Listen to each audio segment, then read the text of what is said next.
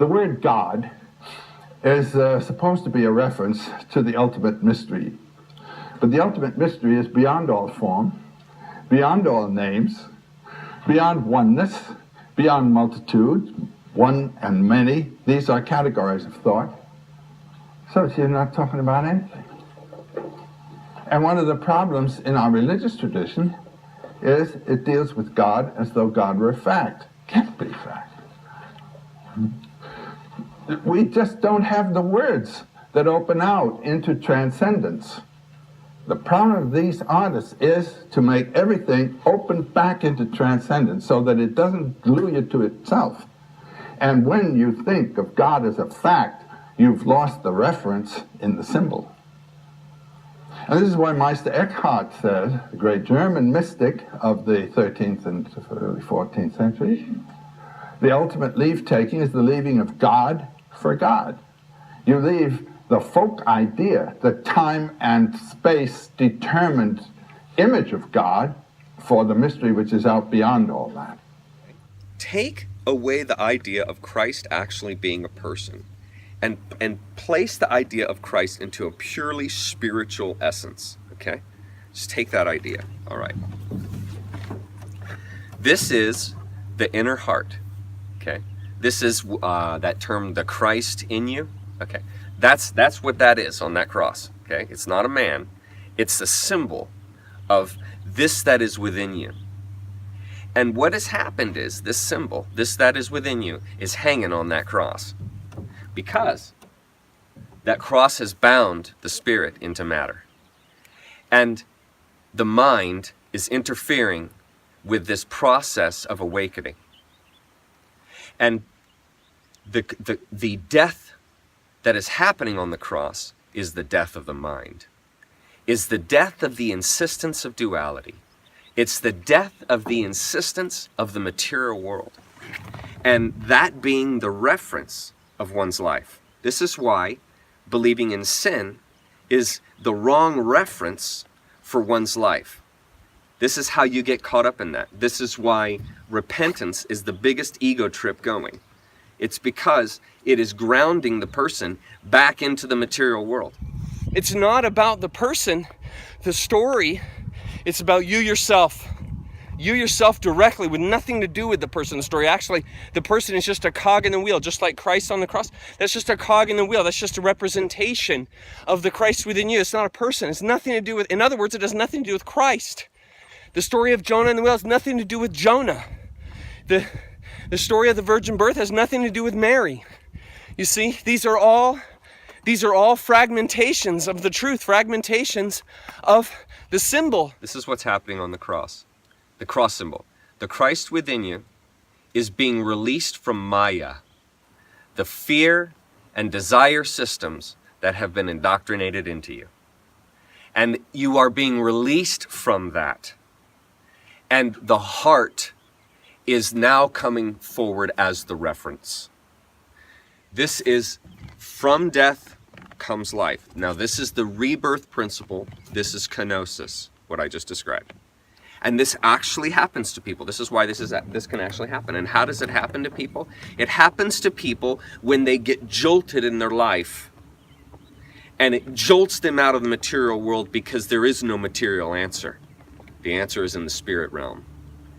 And when you are forced to have to jolt out of your life like that and refer to the spirit realm, if you have given yourself to a religion, it's going to have to coincide with that religion. And that's where there's a problem, because a lot of times when people get jolted like that, they realize that it's the religion that is keeping them from this heart becoming rendered.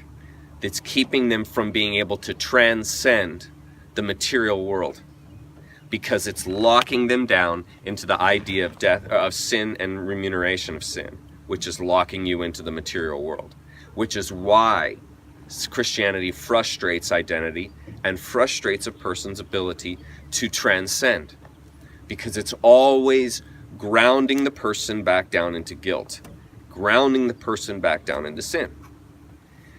So the cross symbolism is actually the thing that's supposed to release you, when it's actually the thing that binds in Christianity. It's the thing that binds you to the reminder that you put that man on the cross. When Dr. Campbell introduced the word concretization to me, that changed everything as far as the symbology that is used in the Bible. Part of his lecture series was describing how, in Christianity, and through his scholarly work, Christianity has taken these symbols, these intrinsic heart-rending symbols, and they have concretized all of those symbols and forced them into historical events. Now this hijacks, Joseph Campbell called it a deception. To me, it's a hijacking. It's an introjection of time and event and place and moment into a symbol, into something which is meant to be timeless, transcending, beyond words, just like the experience of love, just like the experience of loss, just beyond anything you could ever hope to define. And when you take a symbol and you lock it down into a historical event, you betray the symbol. Now, one of the problems with symbols, and it's the main problem with symbols, is that people tend to get lost in the symbol, so they think they have to go up to the head of the Ganges in order to get to the source. The problem in myth, the problem in mysticism is that you should not lose the message in the symbol. The message always is of the spirit. And when the symbol is taken to be the fact, so that you have to go to Hardwar in order to get to the source of the Ganges, you've mistaken the message. There's a similar mistake made in the notion that you have to go to Israel to get to the promised land. This concretization is one of the major, what can I say, deceptions in the Western handling of symbols. And it's one of the reasons why we've lost touch. The notion, for example, that God is a fact. The God idea is a symbol. Anything that can be named and regarded as a form is a symbol. There's a wonderful saying of Gerhard Hauptmann, the great German poet. Dichten heißt hinter Wörtern das Urwort erklingen lassen. Writing poetry consists in letting the word be heard behind words. And the whole world of symbols, Goethe's word again, alles Vergängliche ist nur ein Gleichnis. Everything that is transitory is but a reference. But the reference isn't to anything. It's to what is called the void, shunyata, and it's called the void because no thought can reach it. And so what these symbols are talking about is something that can't be talked about. And they have to become transparent. They have to open. Concretizing these symbols is like putting legs on a snake. Okay? A snake's just fine as it is. You put legs on the snake, you've got a lizard, you got something entirely different. And so when you put legs on these symbols, which means to tie them into time and space, tie them into characters, you distort the symbol to the point where it's no longer recognized. It becomes something that it's not. It's like an art historian telling you what a painting means. All of a sudden, the meaning that you had with it, that was meaning so much to you, is now distorted. And that's what happens when you concretize symbols. You distort them. And you make them into something that they're not. Just like a painting, an artwork. If someone tells you all about it and tells you everything, some historian that makes these assumptions about it and these conclusions about it, you remove that painting's ability to speak to you innately, because now you got all this mind stuff you have to go through in order to look at this painting now, and it's all been distorted. That's theology. That's what theology does to the spirit. That's exactly a perfect word picture of what theology does to the spiritual realm. It turns it into a mind game. It turns it into a product of the mind. And it has nothing to do with that. Actually, the whole idea of becoming alive through faith is releasing from the mind, releasing from the material world, and living from a state of faith, not explanations. Once I released these symbols from having to be a historical event and dealing with the biology that goes along with that, and dealing with how to resolve some real issues there that require just the same miracle kind of thing, removes all of that fumbling with the symbol. Okay, so by concretizing these events in the Bible, it makes the events about the characters who are in the event. Okay, it makes it about their lives and what they went through, and you try and through their life begin to identify rather than direct identification. No monkey business. Straight to applying to the individual's life. That's why my elucidation of the cross symbolism and the virgin birth and Jonah and the whale, and I can even do one on Job. And the point is that when you don't concretize them, they could become about you. They become about amalgamating your heart, not amalgamating yourself to a belief or amalgamating yourself to spiritual ideas that someone else has provided for you, but actually directly becoming into awareness of those spiritual principles and ideals straight through meditation on these symbols to allow the heart to speak rather than someone else's mind. This is what I'm talking about. And when you begin to concretize these symbols, you can never see them the same way again, because you have forced belief into it, you have forced these timelines into it, you have forced that horizontal bar rather than the vertical. You've forced in the material aspect, which is sucking that spiritual aspect. It's grounding it out. It's taking that spiritual voltage and it's grounding it out by forcing it into time. This symbolism is everywhere in the Bible. We can look at the story of Jonah, okay?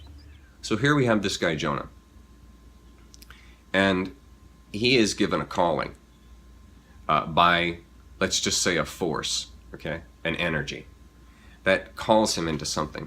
Now, Jonah's response is fear. Now, this is just the common everyday occurrence that we all experience when we maybe hear something that is, not kind of within our value systems, or we hear our spouse is having an affair, or we hear that maybe our parent has been in a car accident and they're not going to make it, or they're in trouble, and it's this jolt. That's what it's pointing to, okay? It is pointing to an impact. This is what Joseph Campbell used to he calls in his book, The Hero of a Thousand Faces, the call to adventure. This is the call to adventure, and sometimes this happens to a person when they're expecting it, and sometimes it happens when they're not expecting it. And usually the good ones are the ones that you're not expecting, and that's what happened to me. I got cancer. Okay, so it's this jolt that just says, okay, you have to make a decision. You've come to an impasse in your life, and it's time for you to make a decision. And so the typical choice that we take is fear. It's like if a person hears they have cancer, the first thing that happens is you freak out. You have fear because you're afraid of dying. If you haven't gone through the experience yet, you're afraid of dying. And so the thought of dying is just like, oh my God, that can't happen. Okay, I've got to go on. See, this is the self. This is so beautiful. This is the self not wanting to die. This is the inner instinct within you saying, no, I'm not going to go and do that, right? I'm not going to listen to that, or I'm not going to face that. I'm not going to have to come to terms with that. Okay. I'm not going to listen to this heretic talking to me right now. Okay. So that's the initial reaction. So he runs to the ship. Okay. He runs to the shore, and what is he going to do? He's going to try and escape the problem. This is all of us running. The sympathetic function which happens when you're afraid. That's why you have to quench the fear. That's what the Buddha's talking about. You got to quench the fear. So that's what this story's about. So he gets onto the boat, and he goes out to sea. He lies, whatever he's got to do. Let's not worry about those kind of details. And so he goes, or we'll get lost in the symbology. And so he goes out to sea. Now, the sea is enormously symbolic. The sea, in this case, in my opinion, represents the void. Now, the void is that which from everything comes and that back which to everything goes, okay? It is the energy that none of us can comprehend, that we come out of and emulate in life, and it is that energy that we return to, or you could say, remetamorphose into when we die. And whatever happens, everybody's got their opinion of that. That's not what this is about. Okay, so that's what the water's representing. So this guy is trying to sail over the ocean of the void, representing the void, shunyata. That's what those in the East call it. So he's going to take this little ship. He's going to escape, right? Okay, so that's what we all think. So we're running in life, and we think, oh, we're not going to have to face it. That's called living in denial. It's also called cognitive dissonance. It's avoidance. It's running. It's fear. I'm not going to deal with that. I'm not going to face that. I'm not going to come to terms with that. And it doesn't matter if it's a physical issue or a spiritual issue. It doesn't matter if it's whatever issue. You're going to have to come to terms. All right. So he's on the ship, and they hit a storm. And this is basically fate. This is fate when you've been called and fate is calling you and you're running from it, but it's not going to unleash you. You continue to have the choice. And so Jonah takes the choice. Now, because he didn't take the choice earlier, it's going to be a rougher go. And that's just the way it is in life. When you live in denial and when you run and those kind of things, it almost in my life, it's always reversed. It's always gone worse than if I had just faced the facts. This is the whole idea of coming to terms with reality. And so he jumps into the void. Now, what's really great is, and this is an old quote from Campbell, and Campbell used to say, if you're falling, dive, okay? In other words, he's diving into the void. He's diving straight into it. And this is what you do when you face cancer, when you face, whatever trauma you face in your life. This is diving straight into it. And that's the only way through it. And anybody who has suffered trauma, anybody who has suffered these kind of things, has suffered cancer, you have to just face it head on. And so that's what you do, is you dive, you go straight into it. And you go as elegantly as you can muster. And that's the idea of no resistance. That's the idea of diving, of no resistance, just going straight into it. I am facing the fear. I am diving straight into the fear, straight into what it just freaks me out. Okay? And what happens? He is swallowed by fear. The fish represents just the nightmare. The fish is the nightmare. You have walked straight into the nightmare. It's funny, but Abraham got off easy. He was going to stab his son. Most of us don't get off easy like that. Most of us, we actually have to go ahead and go through with it. We actually have to do the unthinkable. And that's the way life is for most. And so that's exactly what happens to Jonah. See, so we can really identify with him pretty well here. And so he's swallowed by the fish. Now, this is the whole death for 3 days kind of ideal. And this goes way, way, way back to the whole astrotheology and the sun dropping below the horizon for over 3 days. This was the end of the winter, and the return of the sun was the return of the guarantee that spring was going to return. For the people that were in the north, this is in ancient Siberian cultures and so forth. And so this idea of being dead for 3 days, the person is facing their fear, they're coming to terms with it, they are facing it head on, they've been swallowed by it, and they have allowed themselves to be swallowed. This is the whole idea of faith. You allow, you trust, allow, and you are thankful. And it doesn't matter what happens, you trust, you allow, and you are thankful. And this is the idea of coming into accord with your nature, coming into accord with your intrinsic self, coming into accord with that which terrifies you. That's the whole idea. This is exactly what happened with me in cancer. That's why I can really understand and identify with Jonah. Coming into accord with what you most are terrified. And that might be coming to terms with realizing that you have really been wrong in a lot of things in life. I had to do that in my own life. I had to come to terms and realize, wow, I completely missed the boat. I completely missed the boat. Terence McKenna once called life an intelligence test, and most people are failing the test. And that's what I realized about myself. I was failing the test intellectually, spiritually, in my own life. I was only allowing my spirit to go so deep. I wasn't allowing it to go as deep as the heart goes, because my heart was dirty. The heart was dirty. I thought my heart was dirty. Okay, so Jonah has faced this, and then what happens the fish spits him out. You know, he is spit back out onto shore. I don't know why my nose is so itchy tonight. I'm so sorry. What happens when Jonah comes out of the water? Well, he's been transformed. He's gone through the process of kenosis, is what's happened. He has self-emptied by walking into the mouth of the lion, jumping right into his fear, jumping straight into the void.